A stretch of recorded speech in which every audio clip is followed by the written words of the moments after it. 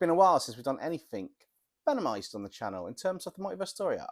So I thought it'd be quite fun to take some more characters from the Teenage Mutant Ninja Turtle universe and to continue the story. So let's bring these illustrations to life. We left our four newly venomized brothers as they headed towards the epic battle that's taken place between the Decepticons and the Autobot in the desert, a battle that was getting more and more out of control as it progressed. However, the events about to be revealed happened before our four Ninja Turtles were venomized. After the Turtles had defeated Shredder and his allies in Dimension X and sent them through the portal back to Earth, there was a glitch that was not picked up by Donatello, and when him and his brothers used the portal to return, it sent them back several weeks after Shredder. In the time the Ninja Turtles were away, Shredder had learned about a strange black ooze in the same lab as the original mutagen that caused the Turtles to become what they are today, TGRI. Ironically, the same company had been charged with researching a strange substance that had been recovered from a meteorite that struck New York. After getting some inside information from a few members of the Foot Clan that were planted in various organisations throughout the city, it seemed the ooze had a unique makeup and Krang wanted it for his experiments, sending Shredder, Rocksteady and Bebop to recover the substance, which should have been an easy task. Even small-time crooks wouldn't have a hard time just stealing something. But if anyone knows this trio of stooges, things rarely go to plan. That is usually because the Teenage Mutant Ninja Turtles are normally patrolling the rooftops and stop the Foot Clan in their tracks while they commit a crime. But seeing as they've been absent for a few weeks, things should have gone smoothly. And to start with, they were going very smoothly. The Foot Clan and our trio had entered the TGI lab without any problem, and they managed to get into the lab which had the black ooze substance stored away. Hey boss, what do you think that ooze stuff is, man? Yeah boss, where do you think it is? I don't know. How about in the container? That's the black ooze inside of it. Or a fault, you moronic knuckleheads. Do I have to do everything myself? Oh yeah. Why didn't we think of that? I guess that's why you're the boss. There, boss. After looking about the lab for a bit, the trio found the fault and Shredder used the two claws on his hand to slash the lock in an almighty swing of his arm. Sparks flew as the front of the vault's security panel came off and the exposed wiring caused a short, opening the vault door. Within it, there were several vials of the black ooze. Finally, with this, I'll be able to get rid of those pesky turtles once and for all. Quickly, you two. Load up the vials and be sure not to drop any of them, said Shredder. Sure thing, boss. It was at this point both Bebop and Rocksteady began to squabble like a pair of children, fighting over who was going to load which vial into which container case they carried. They started to tussle back and forth until they ended up once again arguing and fighting. It was at this point that Bebop knocked a vial out of Rocksteady's large clumsy hands and caused it to hit the floor and break. Now look what you've done. It was at this moment that the black ooze started to climb up Rocksteady's boot and leg until it began to cover him, working its way up to his face. Boss, what is this stuff? Get it off me! Shredder turned around. What have you two bumbling idiots gotten into now? Shredder looked over in confusion as the black ooze finally covered Rocksteady from head to toe, and the once flailing mutant began to look desiccated. It was at this point Bebop moved back to cower behind Shredder, but Shredder grabbed him and held him in front of him as a shield while keeping an eye on the changes that were happening to Rocksteady. It wasn't too long before the rhino-infused lackey was changed into a more terrifying and menacing form with a sinister grin on its face, before opening its mouth, showing its sharp teeth, a long, saliva-covered tongue, then looking over towards Shredder and Bebop and saying, Bebop, come and join me or I might have to make a bacon sandwich to feast on.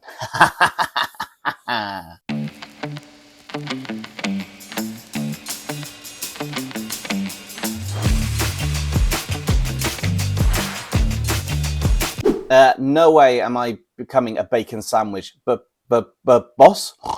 Well, I suggest you get over there and capture him. I want to know what has happened to him and what this strange substance is. A live test subject may be better than a vial of ooze. At last, a power that can deal with those cursed turtles may be at hand. Get him! As Shredder shouted this, the foot soldiers that were with them charged at the now altered form of Rocksteady. Even after throwing ninja stars and leaping down with katanas hitting Rocksteady, there was no reaction other than a slightly pissed off look on his face. Rocksteady's skin had been known for its toughness, but nothing like this. Even the shuriken that hit him would normally stick into his skin, but they had no effect. In fact, the black ooze just absorbed them and shot them back out of those who had attacked. sending them flying across the room from the force of the impact against their bodies. It was almost as if they had been hit with a cannon. Looking around them, Shredder and Bebop were like chalk and cheese. Old Chrome Dome was getting furious with the failure of the Foot Clan members, while at the same time becoming more and more excited at the prospects of this newfound power being used on the turtles he hated so much. Bebop, however, was terrified at the thought of becoming a bacon sandwich, and also a bit confused at what had happened to his only real friend. However, despite that, he was still more afraid of what Shredder would do to him if he didn't capture the altered form of his good pal Rocksteady. Although looking hesitant, took out his gun and started to fire at Rocksteady. Although his aim wasn't great, it was clear that he missed Rocksteady on purpose to avoid heavily injuring him. However, this just made Rocksteady laugh at Bebop and taunt him until finally Bebop got mad and charged towards him. Wanting to have some fun, Rocksteady suddenly shot black ooze-like strands up towards the ceiling and pulled himself up in the air. Within seconds, Bebop, narrowly missing Rocksteady's body, went straight into the vault door at full force. Even though he had a fixed skull, Bebop definitely felt that one, and he was a bit dazed and confused. Normally, it was Rocksteady who was the one to be used as a battering ram, being able to take a larger impact and break through most walls and even the odd metal door.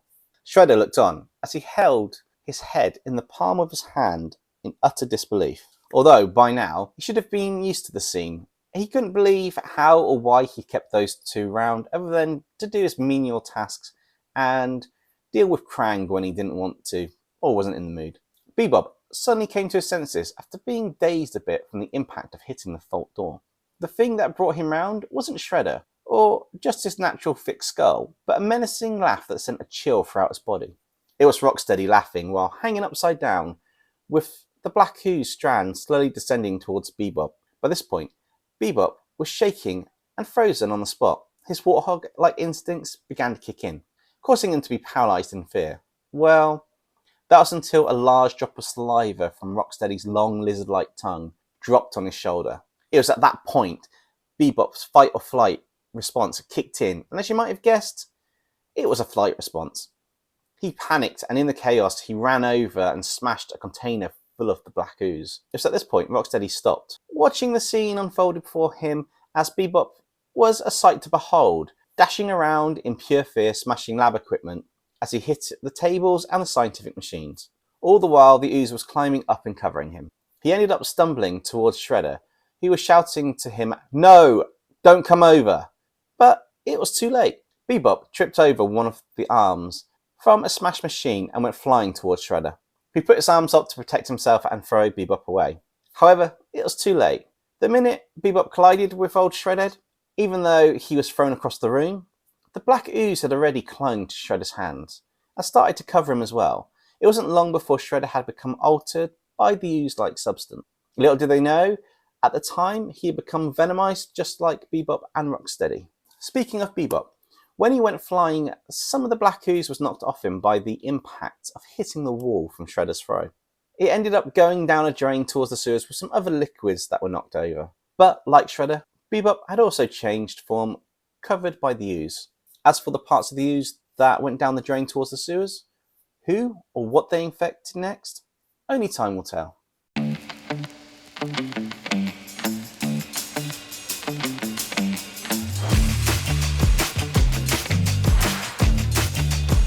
Down in the sewers, on the other end of one of the pipes connected to the lab, there was a large room with what appeared to be a dark figure, with torn bandages over his face and arms, that was sat on a self-made throne.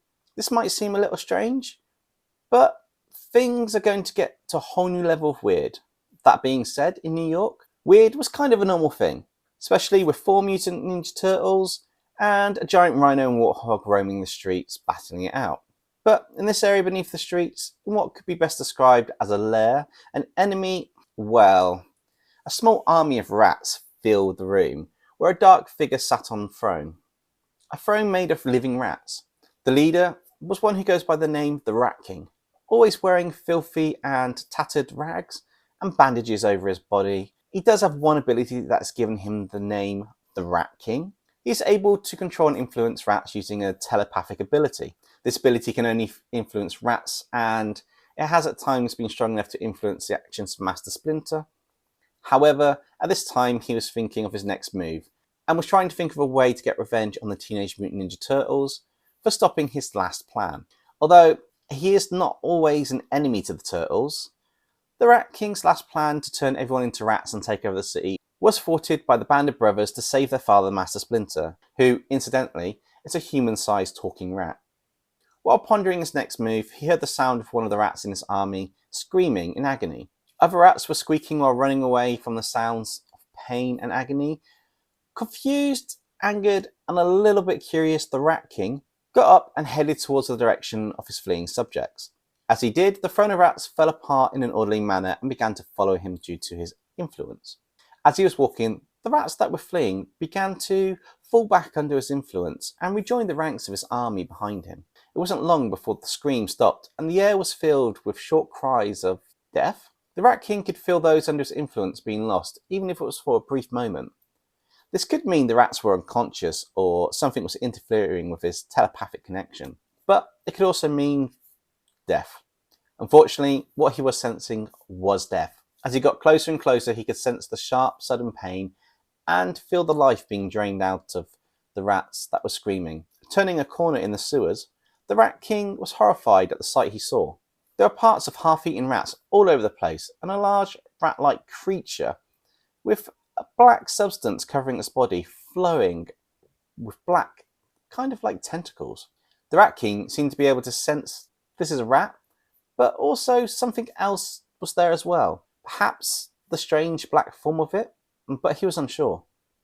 The giant rat-like creature, in its terrifying form, was eating other rats and quickly noticed the presence of the Rat King, as well as a large army of rats. Although, to this creature, it was more like an all-you-can-eat buffet had just been delivered to it. As it looked at the Rat King and his army, the creature charged towards them.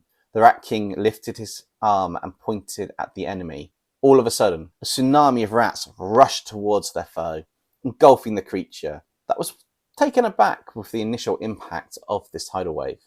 As the Rat King looked on with a smile on his face, he began to laugh at the thought of dealing with this creature, but it was only a matter of moments before a single strand of black ooze shot out from the mass of rats and hit the Rat King in the chest. He stopped for a moment before the tentacle-like strand dragged him into the giant mass of his rat army. It wasn't long before the entire mass was covered in black ooze, and a hand burst out the top with long claws on it. As a figure came out of the mass, it began to separate into an army of rat-like creatures, with a single figure stood there in the middle of them as the creatures bowed their heads in respect to their new king. It was at this point that the figure put a hand to its head and sent out a giant psionic wave. One by one, more rats began to enter the room and become infected by the strange black ooze.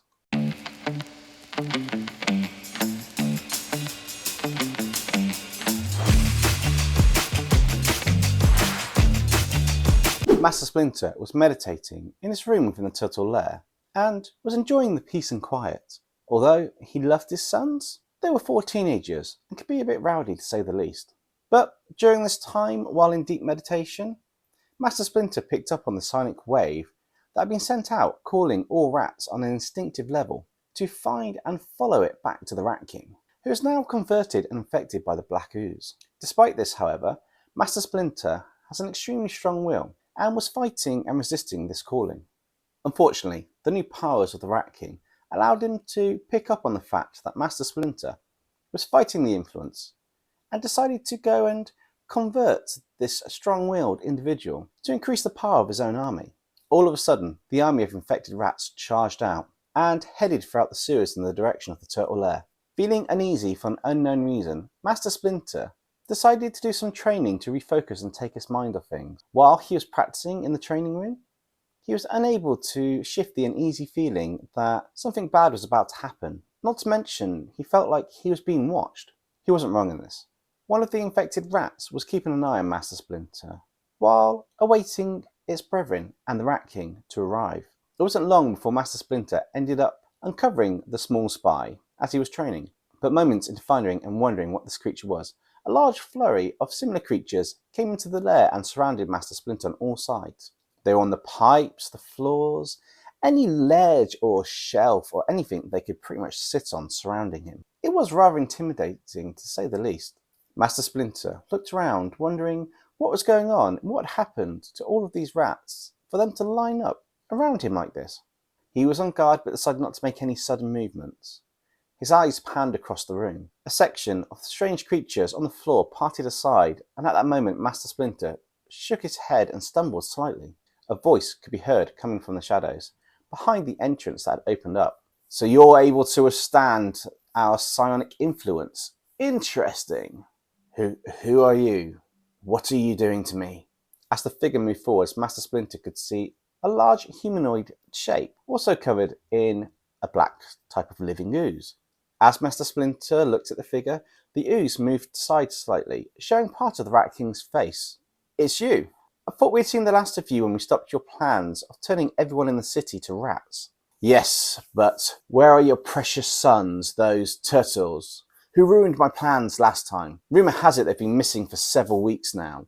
Maybe someone got to them before I could get my revenge, but at least I can make you into my servant." It was at this point the Rat King fired a tendril at Master Splinter. However, Master Splinter dodged it with ease due to his reflexes and years of mastering the secret arts of ninjutsu.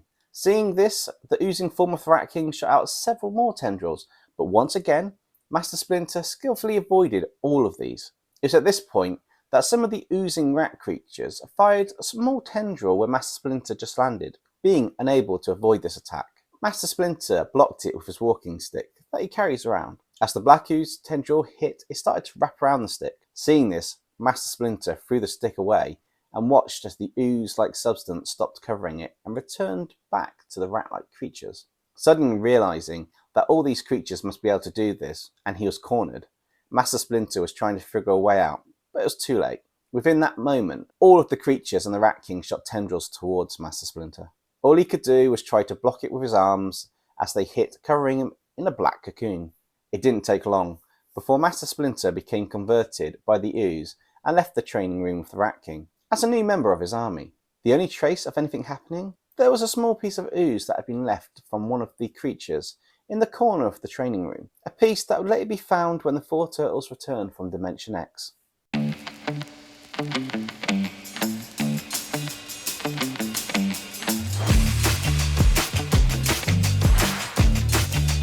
I had a lot of fun doing this video, and I think it came out as one of the best ones on the channel so far.